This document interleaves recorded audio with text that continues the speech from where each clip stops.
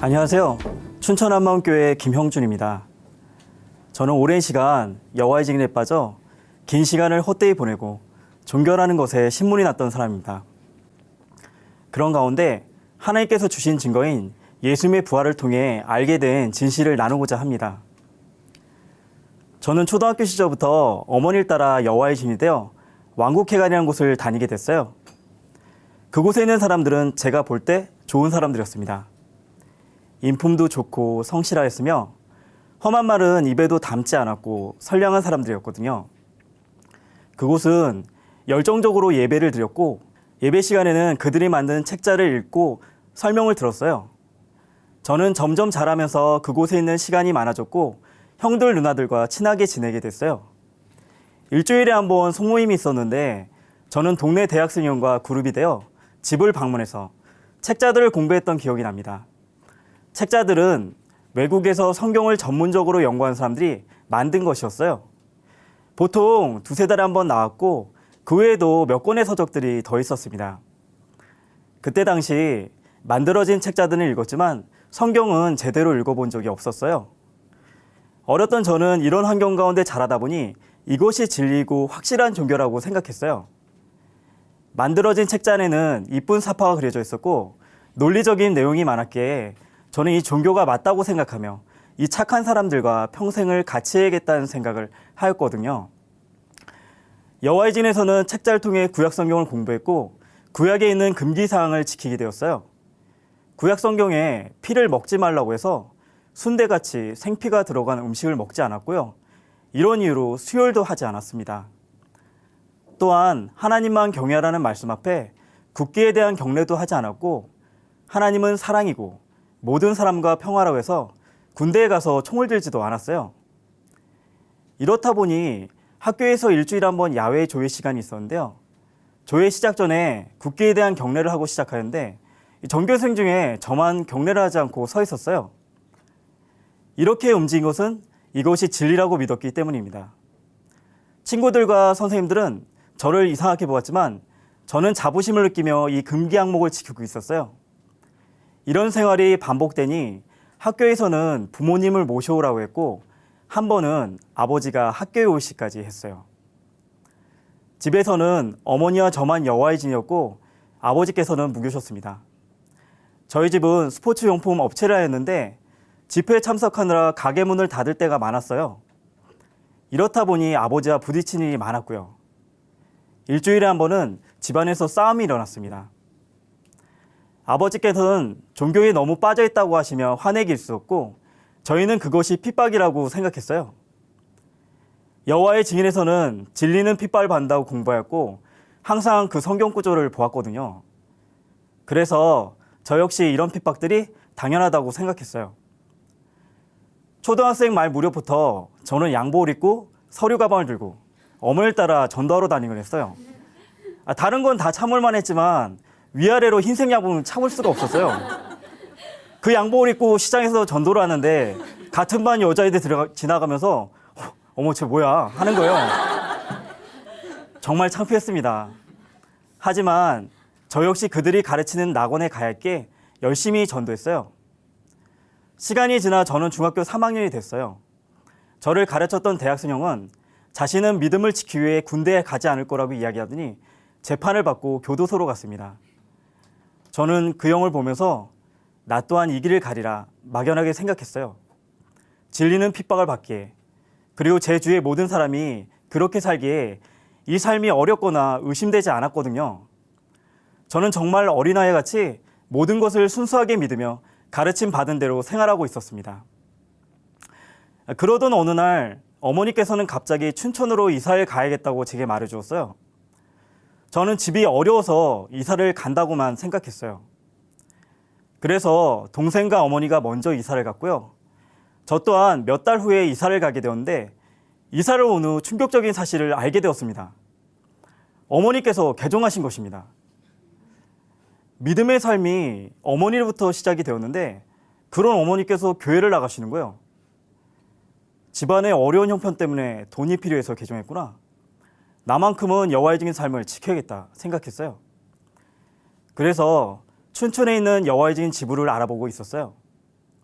몇 달 후에 제가 다니던 여와의 증인 서울 지부에서 찾아와 어머니를 만난 일도 있었지만 어머니는 단호하게 성경 말씀을 가지고 무엇이 맞는지 그들에게 설명해 주었고 그들은 몇 번 오더니 더 이상 찾아오지 않았어요. 그래서 저는 어쩔 수 없이 교회라는 곳을 나가게 되었습니다. 교회에 처음 들어서는 그날을 잊을 수가 없어요. 처음 듣는 찬양 그리고 설교 말씀, 이 많은 부분이 이해가 되지 않았지만 예수님에 대해서 얘기하고 있더라고요. 설교 중간에 요한복음 13장 2절을 얘기하며 마귀가 주는 생각을 끊어야 한다고 했어요. 세상 어떤 곳에서도 들어보지 못했던 말이었습니다. 속으로 생각했습니다. 아니, 사람이 자기가 생각해서 움직이는데 마귀가 주는 생각이 있다니 참으로 어이없다. 이런 걸 믿는 사람이 있다니 정말 바보 같다. 설교 시간이 끝나고 기도 시간이 되었는데 여기저기서 이상한 언어들이 튀어나왔고 손을 드는 사람, 눈물 흘리는 사람, 소리치며 기도하는 사람 등 교회 안은 충격 그 자체였습니다. 제가 다니던 여호와의 증인 예배는 항상 조용하고 엄숙했거든요. 계속되는 교회의 모습은 이상해 보였습니다. 69절 이 말씀 카드를 가지고 암송을 시키는데 이것이 제 입장에선 세뇌한 생각이 되어지더라고요. 종교에 전념시키기 위해 북한처럼 구절을 암송시키고 외우게 하는구나. 확실하지 않은 것을 계속 되뇌이게해서 진실인 것처럼 믿게 하는구나. 하지만 이런 오해들은 주위 분들과 교회를 알아갈수록 서서히 풀어졌는데요. 이렇게 3년 동안 교회를 다니다 보니 저는 혼란한 상태가 되었습니다. 어느 곳이 맞는지 헷갈렸거든요. 그러던 어느 날 저녁이었는데 친한 교회 형이 저를 찾아왔어요. 그 형과는 오랫동안 알고 지냈던 사이였는데 갑자기 진지하게 이야기하는 거예요. 많은 이야기를 했는데 그 중에 이 말이 나오는 거예요. 야, 형준아, 천국이 있고 지옥이 정말 있어. 3년을 내내 들었던 말들이었는데 그날은 이상하게 형의 말이 메아리 치듯 계속 생각되어지는 거예요. 여호와의 증인에서는 지옥이 없다고 들었기 때문에 저는 정말 고민이 되었습니다. 정말로 이들이 말하는 천국과 지옥이 존재한다면 나는 어디로 갈까? 그렇게 오랫동안 들었던 말들이었는데 그날은 이상하게 그 말이 살아 움직여서 저를 괴롭히고 밤잠을 설치게 만들었어요. 지옥의 공포로 1분이 1시간처럼 느껴지고 10시간처럼 느껴졌어요. 극심한 공포에 시달렸습니다. 몇 시간의 고민 끝에 저는 결단하게 되었습니다. 그래, 내가 직접 알아보자. 더 이상 종교라는 것에 시간 낭비하지 말고 속지 말아야겠다. 이전에는 들려주는 대로 믿었는데 이들이 말하는 것이 사실인지 증거가 있는지 알아보자. 저는 여호와의 증인과 교회를 거치면서 이미 종교라는 것에 신문이 나 있었습니다. 어린 시절부터 많은 시간을 쏟아붓고 인생 전체를 들여 움직였지만 제게 남는 것이 아무것도 없는 거예요. 믿지 않은 사람보다 힘든 삶을 살아가고 있었습니다. 그래서 이번에 찾아보고 하나님 없다고 확증하고 마음대로 살려고 했어요. 이 교회를 다니면서 성경을 읽었는데요. 이 성경에는 믿을 수 없는 말과 현상이 가득하였어요. 실제 세상에서 존재하지 않는 기적들과 하나님의 음성, 놀라운 역사들. 지금은 제가 볼 수 없는 현상이었고요. 하나님 역시 보이지가 않았거든요. 마치 중국 영화 만화 단군 신화를 보는 것 같았어요. 물론 이런 저에게 주위 교회 분들은 하나님께서 살아계시다 이야기하며 기독교 관련 서적이나 성경을 보여줬는데요. 모든 것은 성경 안에서만 펼쳐지는 이야기였어요. 그리고 저는 성경 자체를 믿을 수가 없었습니다. 그래서 증거를 찾아보겠다고 나선 곳은 대형 서점이었어요. 종교를 믿지 않은 사람들은 성경에 나와 있는 인물과 사건을 어떻게 표현했을까? 저는 일단 교회에서 이야기하는 예수가 실존 인물인지 궁금했어요. 왜냐하면 기적들을 행했기에 머릿속 한쪽에서는 가공의 인물이라는 생각이 들었거든요. 정말 객관적인 증거가 보고 싶었습니다. 서점에 들어가 영어 백과사전을 펼쳐서 이것저것 찾기 시작했는데요. 저는 너무나도 큰 충격에 빠졌어요. 왜냐하면 사전에 예수란 사람이 있는 거예요. 더 충격적이었던 것은 보통 실제 인물에는 태어난 날짜와 죽은 날짜가 같이 표기되어 있는데 죽은 날짜가 물음표로 표시되어 있는 겁니다. 기절한 줄 알았어요. 눈을 의심하며 반복해서 읽었습니다. 저는 이 책이 기독교 관련 사전인 줄 알고 이 맨 뒷장을 보는데 영랑 없는 일반 영어 백과사전이었어요. 사전을 펼쳤다 닫았다를 반복했습니다. 다른 책 부서 쪽을 왔다가 다시 와서 확인했어요. 실존 인물 자체도 충격했지만 죽은 날짜가 없다는 것이 제게는 너무나도 큰 충격이었습니다. 예수님의 부활은 안 믿는 사람도 인정하는 역사적인 사건이었던 것입니다. 성경은 정말 사실일 수 있겠구나 생각이 들었고 보이지 않는 세계가 인지되는 순간 모든 가치관이 무너지는 것을 알게 되었어요. 그리고 다른 책 부서에서 로마 관련 서적을 보는데 이 저자가 기독교인이 아닌데도 예수 사건에 대해서 서술하면서 한 가지 의아한 것이 있다고 했어요. 바로 사도 바울의 변화였어요. 자신이 역사적으로 정밀하게 분석하고 연구한 사람인데 왜 사도 바울이라는 사람이 처음에는 예수 믿는 사람을 핍박하다가 나중에는 예수를 증거하는 사람이 되었는지 의문한 것이었어요. 충격의 연속이었습니다. 왜냐하면 사도행전에 사도 바울이 부활하신 예수님을 만난 내용이 한순간에 연결되어졌거든요. 사도 바울은 부활하신 예수님을 만나서 삶이 180도 바뀐 거예요. 아니, 전 세계 사람 중에 이 사실을 몇이나 할까? 저는 흥분해서 집에 들어가 형한테 이야기했어요. 형, 이걸 왜 이제서야 얘기했어요? 왜 그동안 말해주지 않았냐고요? 그러자 그 형은 야, 내가 3년 동안 맨날 얘기했다. 저는 본격적으로 역사책을 찾으러 다녔어요. 이스라엘 역사부터 시작해서 로마 역사까지. 계속되는 놀라운 연속이었지만 한 가지 이상한 일이 있었어요. 모든 것에 대해서 확실하게 확인했는데도 예수님이 믿어지지가 않는 것입니다. 6개월 정도를 연구하고 살폈지만 정작 이 모든 것이 믿어지다니 너무나도 황당했어요. 그러더니 며칠 후부터는 의심이 끊임없이 들기 시작했습니다. 믿으려고 발버둥 치는데도 안 되는 거예요. 역사책을 보는 것만으로는 제게 믿음이라는 것이 생겨나지 않았습니다. 그렇게 시간을 보낸 후 지친 마음으로 방 안에 앉아 있었는데요. 저 눈앞에 성경책이 보이더라고요. 지친 마음이었기에 생각 없이 성경을 읽기 시작했습니다. 그러는 가운데 놀라운 구절을 보게 되었습니다. 로마서에서 그러므로 믿음은 들음에서 나며 들음은 그리스도의 말씀으로 말미암느니라. 머리를 얻어맞는 기분이었습니다. 왜냐하면 저는 여태까지 믿음은 논리가 정확하게 맞아떨어질 때 생겨난다고 생각했거든요. 하지만 성경은 오직 믿음은 그리스도의 말씀으로만 생겨난다고 써져 있었던 것입니다. 그래서 저는 역사책 보는 것을 단념하고 성경을 읽기 시작했어요.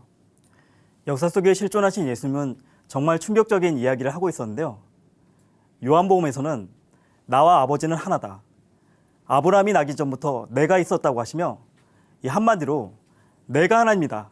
내가 하나입니다 하는 거예요.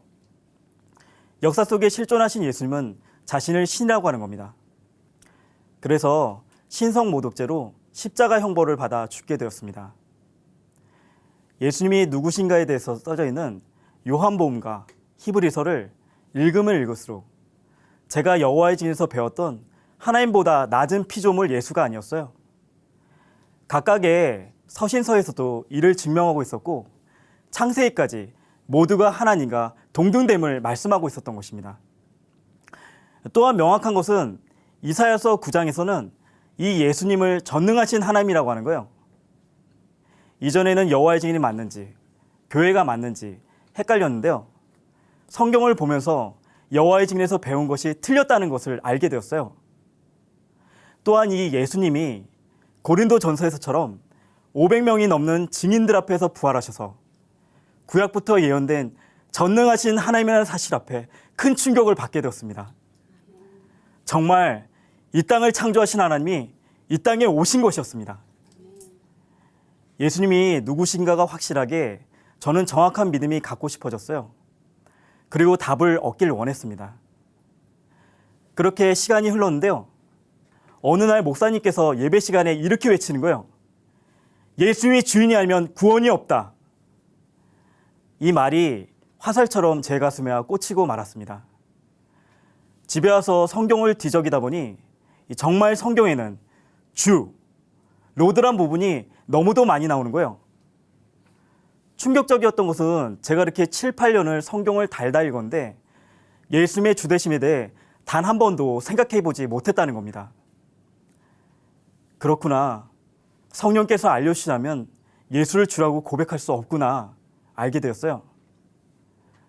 저는 교회를 다닌 처음부터 왜 예수님을 몸 안에 모셔야 하는지 알지 못했거든요. 단순하게 하나님을 섬기는 개념이면 충분한데 왜 몸 안에 모셔야 하는지, 그리고 삼위일체 하나님께서는 왜 사람의 몸 안에 거하시려 하는지 이해하지 못했어요. 하지만 예수님의 부활을 통해서 알게 되었습니다. 이분이 전능하신 하나님이셨더라고요.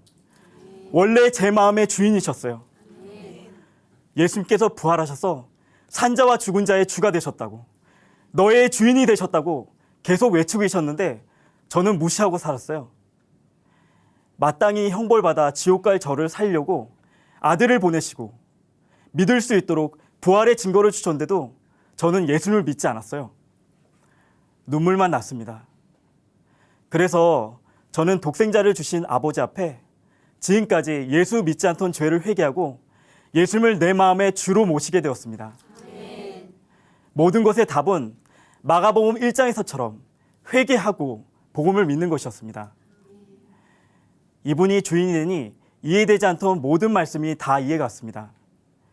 행함이 없는 믿음은 죽음 믿으는 말씀이 풀어졌어요.